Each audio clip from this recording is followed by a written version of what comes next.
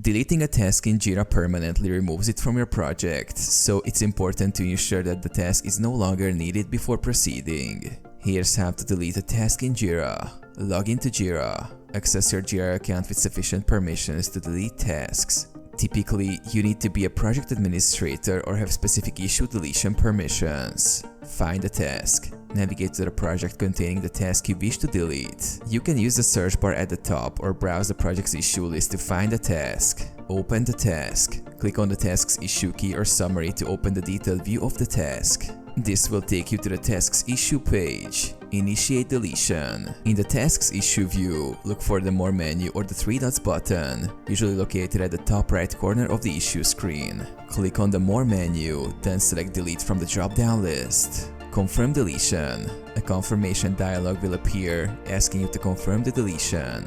Click Delete to permanently remove the task from Jira. Verify deletion. The task will be permanently removed. To ensure it has been deleted, you can search for the task's issue key or summary.